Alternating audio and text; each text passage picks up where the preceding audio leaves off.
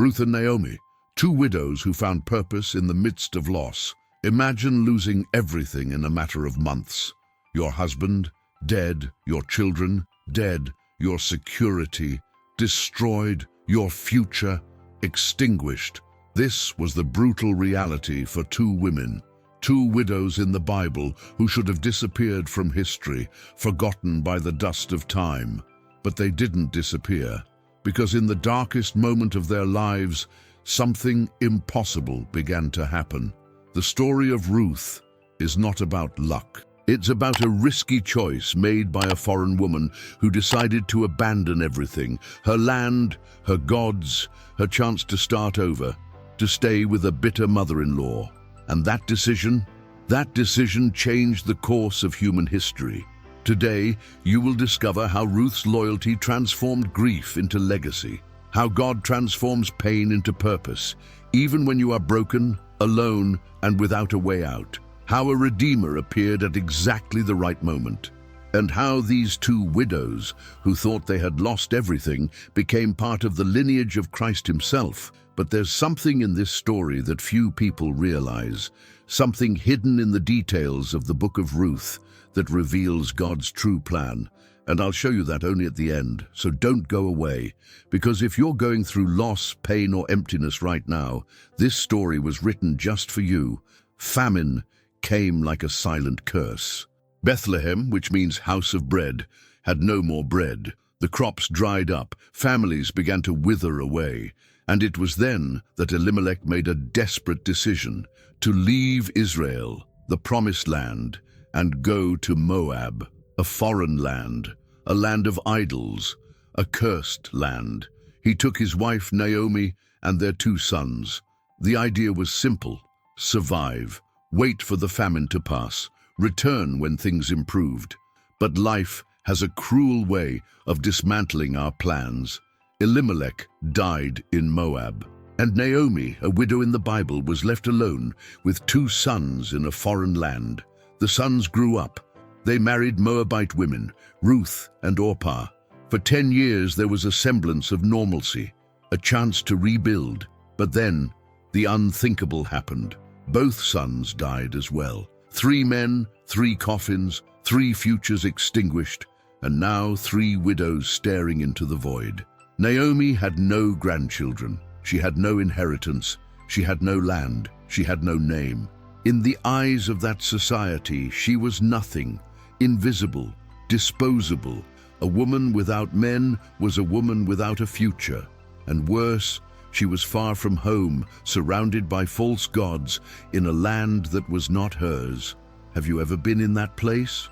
Where everything you built crumbled, where God seems distant, prayers seem empty, and the purpose of your life turned to dust? Naomi was exactly there, broken, empty. But she didn't know that the pain was only the first chapter. Because when life breaks, that's exactly when God begins to write something new. The news arrived. The famine in Bethlehem was over. God had visited his people again. There was bread in the house of bread. And Naomi, with a heavy heart, made a decision to return. Not because she had hope, but because she had nothing left to lose. She called Ruth and Orpah. Go back to your homes. Go back to your mothers. I have no more children to offer you. I have no future left. Find another husband. Start over, but let me go alone. Orpah wept, kissed Naomi, and left. She made the logical choice, the safe choice. But Ruth did something no one expected. Now look at this scene. The sun is setting over the dusty path. Naomi, bent under the weight of sorrow, begins to walk. Her bare feet drag on the dry earth, each step an effort. She doesn't look back. She doesn't want to see any more pain. But then she hears footsteps. Ruth is there, standing. Tears stream down her face, but her eyes are resolute, and she speaks the words that would transcend centuries. Do not urge me to leave you or to turn back from following you. Where you go, I will go, and where you stay, I will stay. Your people will be my people, and your God my God. Where you die, I will die, and there I will be buried. Ruth 1:16-17. This was no ordinary loyalty. This was sacrificial love. Ruth was choosing poverty, choosing rejection, choosing a God she barely knew, choosing a bitter mother-in-law over a secure future. Why? Because something inside her knew, even without fully understanding, that this choice mattered. And here's something that will bother a lot of people. Ruth had more faith than many believers today. She abandoned a God who had not yet done so nothing for her sake. Meanwhile, how many of us abandon God at the first sign of difficulty? How many of us complain when he doesn't answer in our way, in our time? Ruth had no promises. She had no guarantees. But she chose to believe anyway. Then Naomi stopped arguing, and the two of them continued together on the road from Moab to Bethlehem, a road that seemed to lead to defeat, but that God was transforming into redemption. Because sometimes returning home broken is the only way God can rebuild you. When they arrived in Bethlehem, the whole city was abuzz. "Is that Naomi?" the women asked, incredulous. She had left full of life, with a husband, children, and a future. And now she was returning empty, a widow, poor, a foreigner in the eyes of many, because she was bringing a Moabite woman with her. And Naomi, with brutal honesty, replied, "Do not call me Naomi," which means pleasant. "Call me Mara," which means bitter. For the Almighty has filled me with bitterness. I went out full, but the Lord has brought me back empty. Ruth 1:20-21. Was she right? Yes and no. She really had lost everything. But by saying she returned empty, she ignored something crucial. Ruth was by her side, and Ruth was nothing. Ruth was the key piece that God was using to rewrite her story. How often do we do this? Do we only look at what we've lost and ignore what God has already placed beside us? Naomi didn't see it, but God did. Ruth's loyalty was no accident. It was divine provision disguised as human companionship. Now think about it. Ruth gave up all security, family, culture, religion, future. She didn't know she would be blessed. She didn't know she would meet Boaz. She didn't know she would be the great-grandmother of King David. She only knew one thing. His mother-in-law couldn't be left alone. And that, my friends, is faithfulness to God in its purest form. Not serving God because he gives you something, but serving him and loving your neighbor because it's the right thing to do, period. And here is the hard truth that many people don't want to hear. True faith does not expect immediate reward. True faith acts even when all seems lost. Ruth is an example of faith that puts many Christians of promise to shame. She didn't have a Bible. She didn't have a church. She didn't have a pastor. But she had something that many have lost today, commitment. And it was this commitment that opened the door to the miracle. Because when you choose to do what is right, even when it costs you everything, God sees, and he acts. He always acts. Bethlehem welcomed them, but not with celebration. The city murmured, an impoverished widow, a Moabite foreigner. Without men, without protection, without land, they were vulnerable, they were easy targets, and hunger still echoed in the collective memory of the people. Ruth and Naomi had nothing, literally. No money, no food stored, no close relatives to take them in. They were at zero, below zero in fact, but there was a law in Israel, the law of gleaning. The poor, the widows, the foreigners could enter the fields after the harvest and pick up the leftovers that fell to the ground. Leftovers, crumbs, but it was something. And Ruth, unafraid of hard work, said to Naomi, "Let me go to the field and glean." She didn't wait for someone to solve the problem. She didn't sit idly by, complaining about the injustice. She didn't blame God. She acted because faith without works is dead. And Ruth knew this, even before she learned this biblical truth. So she went. A foreign woman, alone, unprotected, entering the fields where men worked. She could have been abused, rejected, humiliated, but she went. Because purpose in adversity doesn't stem from inaction. It stems from the courage to take the next step, even when you can't see the whole path. And here's something I want you to understand. God wasn't sleeping. He never was. While Naomi thought he had abandoned her, God was already orchestrating every detail, because God's promises never fail, even when our vision fails. And before I continue, if this story is touching your heart, please like this video and subscribe to the channel. Turn on notifications because there's much more profound biblical content coming soon. And if you know someone who is going through loss or pain, share this video. It might be exactly what that person needs to hear today. Going back, Ruth went, and the field where she went, it wasn't by chance. It was destiny guided by God, because in that very field, a man named Boaz was working, and everything was about to change. Boaz was different. Rich, yes. Influential, yes. But above all, he was a God-fearing man. When he arrived at the field that morning, he greeted his workers with a blessing. "The Lord be with you." And they answered, "May the Lord bless you." Ruth 2:4. This was not protocol. It was spiritual culture. He was a man who honored God even in small things. Then Boaz saw Ruth, an unknown woman working tirelessly among the reapers. He asked, "Whose young woman is this?" And the foreman replied, "She is the Moabite woman who returned with Naomi. She asked permission to glean and has been working since early morning, almost without rest."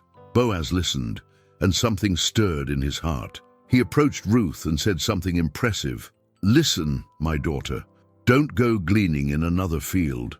Stay here with my servants. Pay attention to the field where they are reaping and follow the young women.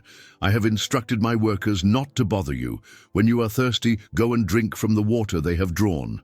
Ruth 2:8-9. Wait, what? A rich, powerful man protecting a poor foreigner? Giving her not only permission, but protection, provision, and dignity that was absurd for that culture. But Boaz was not like the others. He had heard of Ruth's loyalty, of how she had abandoned everything to care for Naomi, and he honored that. Ruth fell prostrate and asked, "Why have I found such favor in your eyes that you should care for me, since I am a foreigner?" Ruth 2:10. And Boaz's response is one of the most beautiful in the Bible. "I've been told all about what you've done for your mother-in-law. May the Lord reward you. May you be richly rewarded by the Lord, the God of Israel, under whose wings you have come to take refuge."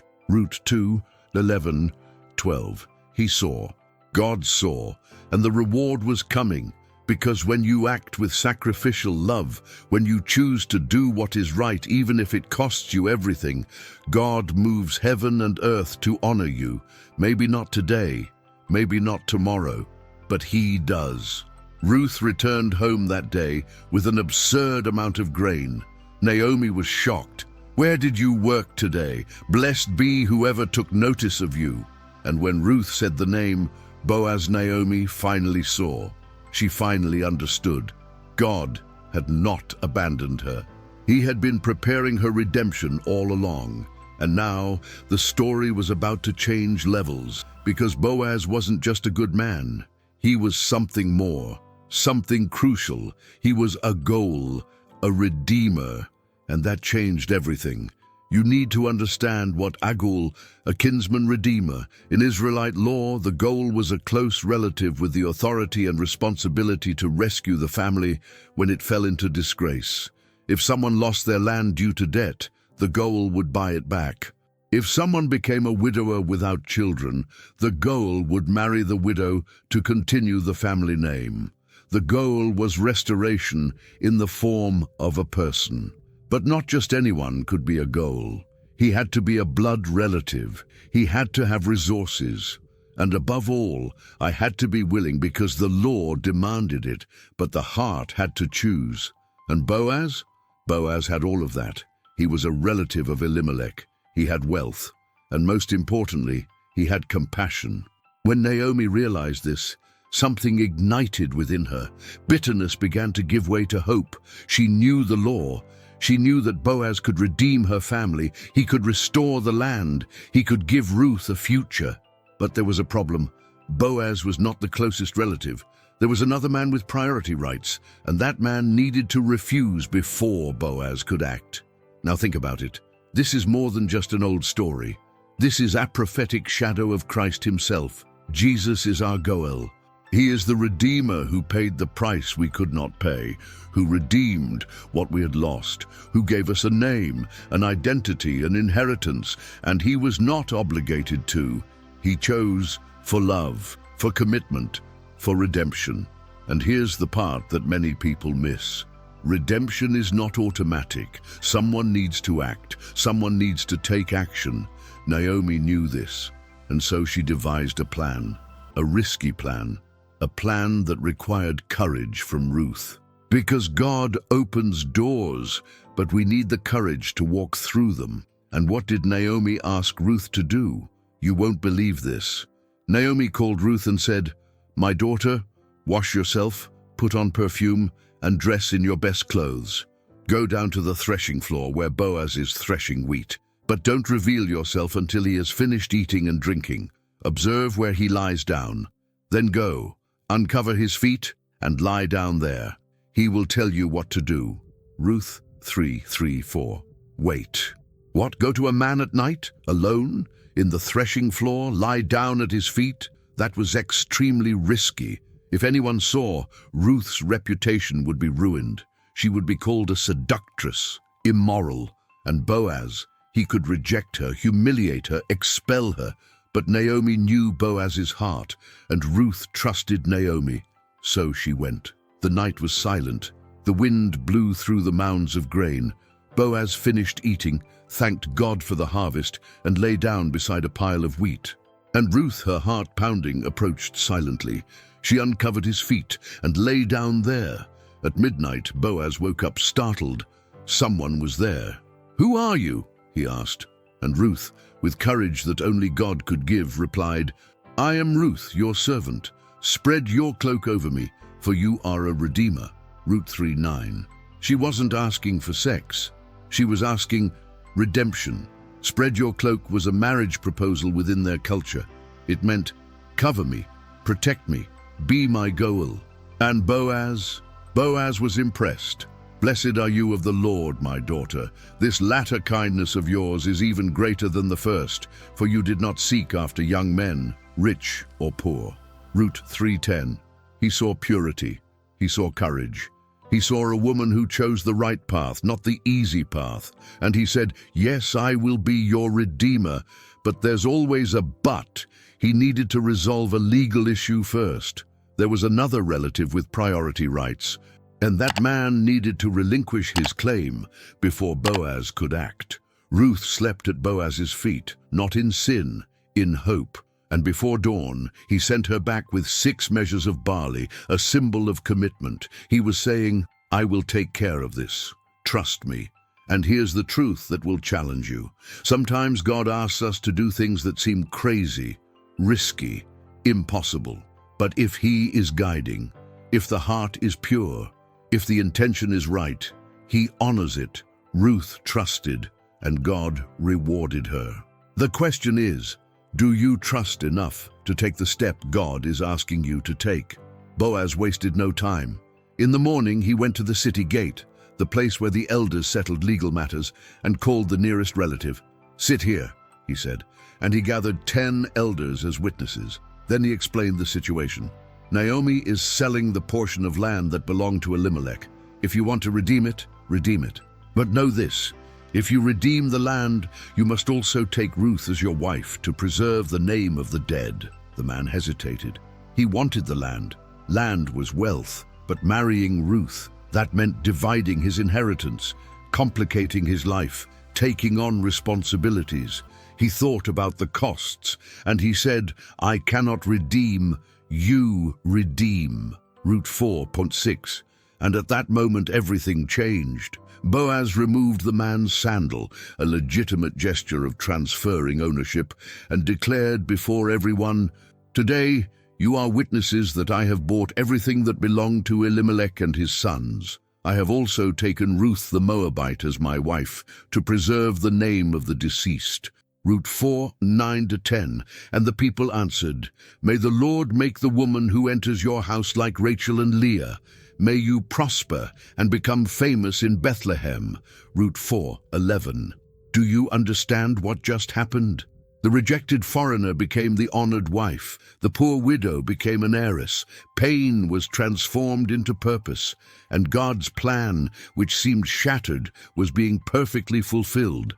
Because here's the truth you can't forget: God never wastes your pain. He doesn't cause suffering, but He uses it. He takes the broken pieces of your life and builds something you could never imagine. Ruth lost her husband. Naomi lost everything. But God was writing something greater, something eternal. And when Boaz and Ruth married, it wasn't just a happy ending. It was the beginning of a legacy that would change the world. Because from that union, a son was born. And that son had a son. And that son had a son named David, the greatest king of Israel. And from David's lineage, Jesus Christ was born. Two widows who thought they had lost everything became part of the genealogy of the Savior of the world. This is not luck. This is redemption. This is God transforming pain into purpose. The wedding took place, and the whole city celebrated. Ruth and Boaz were not just a couple. They were a living testament that God sees, God acts, God redeems. And then, the news that would make Naomi weep with joy: Ruth was pregnant. The baby was born, a boy. And the women of Bethlehem went to Naomi and said, "Blessed be the Lord, who has not left you this day without a redeemer. May His name be renowned in Israel. He will be the restorer of your life and the comforter of your old age. For your daughter-in-law, who loves you and is better to you than 7 sons, has borne him." Ruth 4:14-15, better than 7 children. 7 was the number of perfection. And they were saying, Ruth is worth more than perfection. Because loyalty is worth more than blood. Love is worth more than tradition. And God chooses people not by their past, but by their heart. Naomi took the child in her arms, and the women said, "A son has been born to Naomi." Ruth 4:17. Not for Ruth, for Naomi, because that boy was her restoration. He was proof that God had not forgotten her. He was the hope she thought had died, reborn in the form of new life. And what's the boy's name? Lunch, which means one who serves. And Obed had a son named Jesse, and Jesse had a son named David. And from David would come the lineage of the Messiah. Do you understand? The woman whom Naomi said was empty when she returned to Bethlehem, Ruth, was actually the most important piece in God's plan. The Moabite woman, the foreigner, the widow, the woman without a name and without a future. She became the great-grandmother of King David. She is in the genealogy of Jesus Christ. And here's the part no one can deny. God doesn't waste anyone. It doesn't matter where you come from. It doesn't matter what you've lost. It doesn't matter how many times you've been rejected. If you choose faithfulness, if you choose love, if you choose to obey God, He will use you in ways beyond your imagination. Ruth didn't know she was changing the course of human history when she chose to stay with Naomi. She only knew it was the right thing to do. And God took that simple decision, that pure loyalty, and built an eternal legacy. Let's recap. 2 widows, no visible hope. One returns home empty, bitter, believing God has abandoned her. The other chooses to stay, even without promises, even without guarantees. And God was silent, but He was not inactive. He orchestrated every detail. The field where Ruth gleaned by chance? It wasn't by chance. Boaz's heart moved with compassion? That wasn't a coincidence. The relative who refused to redeem? That was part of the plan. Because when God writes history, even rejections serve a greater purpose. And now, centuries later, when we read the Gospel of Matthew, we see this. Boaz begat Obed by Ruth, Obed begat Jesse, and Jesse begat King David. And from David descended Jesus Christ. Matthew 1:5-16. Ruth, the Moabite, the foreigner, the widow, is in the lineage of Christ. She is one of the 5 women mentioned in the genealogy of Jesus. And do you know why? Because God doesn't choose based on perfect lineage. He chooses based on faith, loyalty, and a willing heart. And here's the detail I promised at the beginning, the one that few people notice. The story of Ruth is a prophetic shadow of our own redemption. We were strangers, separated from God, without inheritance, without hope. But Jesus, our true goal, our Redeemer, paid the price we could not pay. He covered us with his cloak. He gave us a name, an identity, an eternal inheritance. Boaz said to Ruth, "You have come to seek refuge under the wings of the God of Israel." And Jesus says to you today, "Come to me, all you who are weary and burdened, and I will give you rest." Matthew 11:28. Ruth's pain was not the end, it was the beginning. Naomi's bitterness was not her destiny, it was the journey. And your pain, your loss, your grief, it is not the end of your story. This is the place where God will begin to write something new. So tell me, what are you going to do with this truth? Are you going to remain trapped in bitterness like Naomi almost was? Or are you going to choose loyalty, faith, and courage as Ruth chose? Because the same God who transformed two widows with no future into pillars of an eternal legacy is looking at you now. He sees your pain, he knows your loss, and he is saying, "Trust in me. I will turn this into purpose. I will use this for my glory. I will redeem you." If you've made it this far, I need you to understand one thing. This isn't just Ruth's story. This is your story, because we all, at some point, feel like Naomi, empty, broken, thinking God has forgotten us. And we all need Ruth's courage to choose faithfulness even when it doesn't make sense. Look what God did. He took a rejected foreigner and made her an ancestor of the King of Kings. He took a bitter mother-in-law and restored joy and legacy to her. He transforms pain into purpose, always. Now it's your turn. If you are experiencing loss, grief, emptiness, I want you to know God hasn't finished your story, he's just turning the page. And the next chapter, it could be the most glorious of all. So leave a comment below. Which part of this story touched your heart the most? Was it Ruth's loyalty, Naomi's redemption, Boaz's kindness, or the fact that God uses exactly what the world rejects? Comment below. I want to know what God spoke to you today. And if you're not yet subscribed to the channel, subscribe now and activate the bell. Every week there's profound biblical content like this. Stories that will strengthen your faith and remind you that God is faithful, always. Share this video with someone who needs to hear that pain is not the end, that loss does not define the future, that God is an expert at transforming tragedy into legacy. And remember this, when life breaks down, the story only begins. Because it is in weakness that God shows his strength, it is in emptiness that he reveals his purpose, and it is in pain that he writes his most beautiful redemption. May the God of Ruth and Naomi bless you. May the Redeemer who covered Ruth with his cloak cover you as well. And may you never forget, you didn't come back empty-handed. You came back with God by your side. And that changes everything. Until the next video, stay safe. And remember, the story is not over. God is only just beginning.